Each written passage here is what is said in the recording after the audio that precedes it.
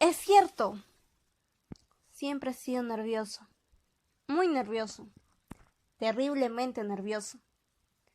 Pero ¿por qué afirman ustedes que soy loco? La enfermedad había agudizado mis sentidos, en vez de destruirlos o embotarlos. Y mi oído era el más agudo de todos. Oía todo lo que puede oírse en la tierra y en el cielo. Muchas cosas oí en el infierno. ¿Cómo puedo ser loco entonces? Escuchen y observen con cuánta cordura, con cuánta tranquilidad les cuento mi historia. Me es imposible decir cómo aquella idea me entró en la cabeza por primera vez, pero una vez concebida, me acosó noche y día. Yo no perseguía ningún propósito, ni tampoco estaba colérico. Quería mucho al viejo. Jamás me había hecho nada malo. Jamás me insultó. Su dinero no me interesaba. Me parece que fue su ojo. Sí, eso fue. Tenía un ojo semejante al de un buitre. Un ojo celeste y velado por una tela. Cada vez que lo clavaba en mí se me helaba la sangre. Y así, poco a poco, muy gradualmente, me fui decidiendo a matar al viejo y librarme de aquel ojo para siempre. Presten atención ahora. Ustedes me toman por loco, pero los locos no saben nada. En cambio, si hubieran podido verme, si hubieran podido ver con qué habilidad procedí, con qué cuidado, con qué previsión, con qué disimulo me puse a la obra. Jamás fui más amable con el viejo que la semana antes de matarlo. Todas las noches hacía, las 12, hacía yo girar el picaporte de su puerta y la abría. Oh, tan suavemente. Y entonces, cuando la abertura era lo bastante grande para pasar la cabeza, levantaba una linterna sorda, cerrada, completamente cerrada, de manera que no se viera ninguna luz, y tras ella pasaba la cabeza. Oh, ustedes se hubieran reído al ver cuán astutamente pasaba la cabeza. La movía lentamente, muy, muy lentamente, a fin de no perturbar el sueño del viejo. Me llevaba una hora entera introducir completamente la cabeza por la abertura de la puerta, hasta haberlo tenido en su cama. ¿Eh? ¿Es que un loco hubiera sido tan prudente como yo? Y entonces, cuando tenía la cabeza completamente dentro del cuarto, abría la linterna cautelosamente. Oh, tan cautelosamente. Sí, cautelosamente iba abriendo la linterna. La iba abriendo lo suficiente para que un solo rayo de luz cayera sobre el ojo del buitre. Y esto lo hice durante 7 largas noches. Cada noche, a las 12. Pero siempre encontré el ojo cerrado. Y por eso me era imposible cumplir mi obra. Porque no era el viejo quien me irritaba, sino el mal de ojo. Y por la mañana, apenas iniciado el día, entraba sin miedo en su habitación y le hablaba resueltamente, llamándolo por su nombre con voz cordial y preguntándole cómo había pasado la noche. Ya ven ustedes que tendrían que haber sido un viejo muy astuto para sospechar que todas las noches, justamente a las 12, iba yo a mirarlo mientras dormía.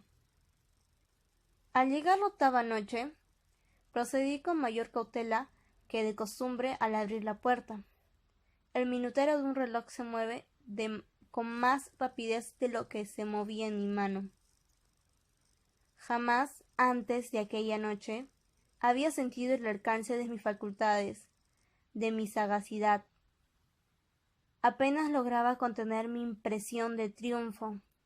Pensar que estaba ahí, abriendo poco a poco la puerta, y que él ni siquiera soñaba con mis secretas intenciones o pensamientos.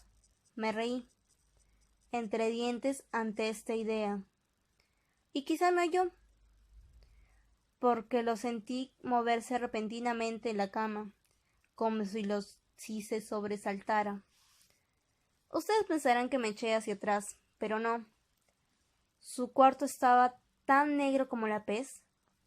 ya que el viejo cerraba completamente las persianas por miedo a los ladrones. Yo sabía que le era imposible distinguir la abertura de la puerta y seguí empujando suavemente, suavemente. Había ya pasado la cabeza y me disponía a abrir la linterna, cuando mi pulgar resbaló en el cierre metálico y el viejo se enderezó en el lecho gritando «¿Quién está ahí?». Permanecí inmóvil, sin decir palabra. Durante 1 hora entera no moví un solo músculo, y en todo ese tiempo no oí que volviera a tenderse en la cama. Seguía sentado, escuchando, tal como yo lo había hecho, noche tras noche, mientras escuchaba en la pared los taladros, cuyo sonido anuncia la muerte. Oí de pronto un leve quejido, y supuse que era el quejido que nace del terror. No expresaba dolor o pena. Oh, no. Era el ahogado sonido que brota del fondo del alma cuando el espanto la sobrecoge. Bien conocía yo ese sonido. Muchas noches, justamente a las 12, cuando el mundo entero dormía, surgió de mi pecho, ahondando con su espantoso eco los terrores que me enloquecían. Repito, que lo conocía bien. Comprendí lo que estaba sintiendo el viejo y le tuve lástima, aunque me reí en el fondo de mi corazón. Comprendí que había estado despierto desde el primer leve ruido. Cuando se movió en la cama, había tratado de decirse que aquel ruido no era nada, pero sin conseguirlo, pensaba, no es más que el viento en la chimenea, o un grillo que chirrió una sola vez. Sí, había tratado de darse ánimo con esas suposiciones, pero todo era en vano. Todo era en vano, porque la muerte se había aproximado a él, deslizándose furtiva, y envolvía a su víctima, y la fúnebre influencia de aquella sombra imperceptible era lo que movía a sentir, aunque no podía verla ni oírla, a sentir la presencia de mi cabeza dentro de la habitación. Después de haber esperado largo tiempo, con toda paciencia, sin oír que volviera a acostarse, resolví abrir una pequeñísima ranura en la linterna. Así lo hice. No pueden imaginarse ustedes con qué cuidado, con qué inmenso cuidado, hasta que un fino rayo de luz, semejante al hilo de la araña, brotó de la ranura y cayó de lleno sobre el ojo de buitre. Estaba abierto de par en par, y yo empecé a enfurecerme mientras lo miraba. Lo vi con toda claridad de un azul apagado y con aquella horrible tela que me helaba hasta el tuétano. Pero no podía ver nada de la cara o del cuerpo del viejo, pues como movido por un instinto había orientado el haz de luz exactamente hacia el punto maldito. ¿No les he dicho ya que lo que toman erradamente por locura es solo una excesiva agudeza de los sentidos? En aquel momento llegó a mis oídos un resonar apagado y presuroso, como el que podría hacer un reloj envuelto en algodón. Aquel sonido también me era familiar. Era el latir del corazón del viejo. Aumentó aún más mi furia, tal como el redoblar de un tambor estimula el coraje de un soldado. Pero, incluso entonces, me contuve y seguí callado. Apenas si respiraba. Sostenía la linterna de modo que no se moviera, tratando de mantener con toda la firmeza posible el haz de luz sobre el ojo. Entretanto, el infernal latir del corazón iba un momento. Se hacía cada vez más rápido, cada vez más fuerte, momento a momento. El espanto del viejo tenía que ser horrible, cada vez más fuerte, más fuerte. ¿Me siguen ustedes con atención? Les he dicho que soy nervioso. Sí, lo soy. Y ahora, a medianoche en el terrible silencio de aquella antigua casa, un resonar con tan extraño como aquel me llenó de un horror incontrolable. Sin embargo, me contuve todavía algunos minutos y permanecí inmóvil. Pero el latido crecía cada vez más fuerte, más fuerte. Me pareció que aquel corazón iba a estallar, y una nueva ansiedad se apoderó de mí. ¿Algún vecino podía escuchar aquel sonido? La hora del viejo había sonado. Lanzando un alarido, abrí del todo la linterna y me precipité en la habitación. El viejo clamó una vez, nada más que una vez. Me bastó un segundo para arrojarlo al suelo y echarle encima el pesado colchón. Sonreí alegremente al ver lo fácil que me había resultado todo. Pero, durante varios minutos, el corazón siguió latiendo con un sonido ahogado.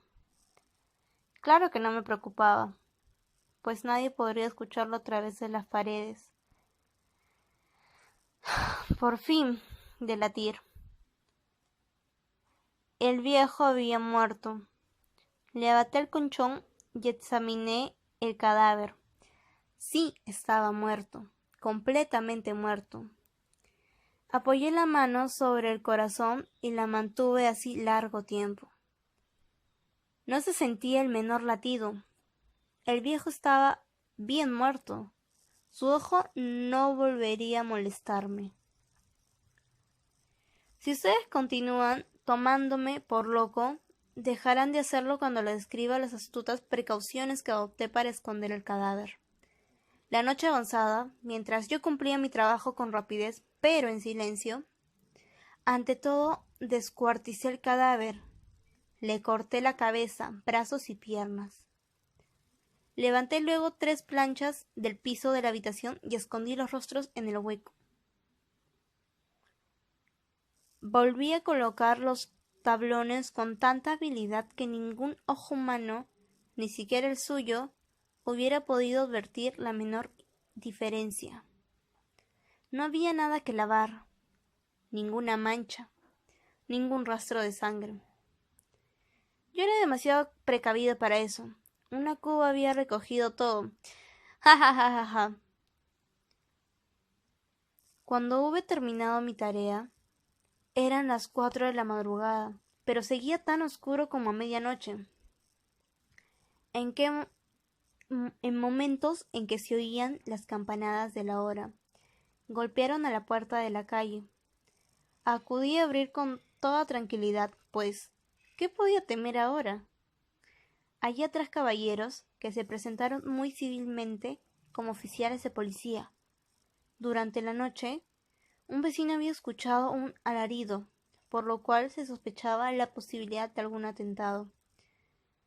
Al recibir este informe en el puesto de policía, habían comisionado a los 3 agentes para que registren el lugar. Sonreí, pues, ¿qué tenía que temer? Di la bienvenida a los oficiales y les expliqué que yo había lanzado aquel grito durante una pesadilla. Les hice saber que el viejo se había ausentado a la campaña. Llevé a los visitantes a recorrer la casa y los invité a que revisaran bien. Finalmente, acabé conduciéndolos a la habitación del muerto. Le mostré sus caudales intactos y cómo cada cosa se hallaba en su lugar. En el entusiasmo de mis confidencias traje sillas a la habitación y pedí a los 3 caballeros que descansaran allí de su fatiga, mientras yo mismo, con la audacia de mi perfecto triunfo, colocaba mi silla en el exacto punto bajo el cual reposaba el cadáver de mi víctima. Los oficiales se sentían satisfechos. Mis modales habían convencido. Por mi parte, me hallaba perfectamente cómodo. Sentáronse y hablaron cosas comunes, mientras yo les contestaba con animación. Mas, al cabo de un rato, empecé a notar que me ponía pálido y deseé que se marcharan. Me dolía la cabeza y creía percibir un zumbido en los oídos. pero los policías continuaban sentados y charlando. El zumbido se hizo más intenso, seguía resonando y era cada vez más intenso. Hablé en voz muy alta para librarme de esa sensación, pero continuaba lo mismo, y se iba haciendo cada vez más clara, hasta que, al fin, me di cuenta de que aquel sonido no se producía dentro de mis oídos. Sin duda, debí ponerme muy pálido, pero seguí hablando con creciente soltura y levantando mucho la voz. Empero, el sonido aumentaba. ¿Y qué podía hacer yo? Era un resonar apagado y presuroso. Un sonido como el que podría ser un reloj envuelto en algodón. Yo jadeaba, tratando de recobrar el aliento. Y, sin embargo, los policías no habían oído nada. Hablé con mayor rapidez, con vehemencia, pero el sonido crecía continuamente. Me puse en pie y discutí sobre insignificancias en voz muy alta y con violentas gesticulaciones. Pero el sonido crecía continuamente. ¿Por qué no se iban? Anduve de un lado a otro, a grandes pasos, como si las observaciones de aquellos hombres me enfurecieran. Pero el sonido crecía continuamente. ¡Oh, Dios! ¿Qué podía hacer yo? Lancé espumarajos de rabia, maldije, juré, balanceando la silla sobre la cual me había sentado. Raspé con ella las tablas del piso, pero el sonido sobrepujaba de todos los otros, y crecían sin cesar. ¡Más alto! ¡Más alto! ¡Más alto! Y entre tanto los hombres seguían charlando plácidamente y sonriendo. ¿Era posible que no oyeran? ¡Santo Dios! No, no. Claro que oían y que sospechaban. Sabían y se estaban burlando de mi horror. Sí, así lo pensé y así lo pienso hoy. Pero cualquier cosa era preferible a aquella agonía. Cualquier cosa sería más tolerable que aquel escarnio. No podía soportar más tiempo sus sonrisas hipócritas. Sentí que tenía que gritar o morir. Y entonces, otra vez, escuchen, más fuerte, más fuerte, más fuerte, más fuerte. Basta ya de fingir, malvados, aullé. Confieso que lo maté.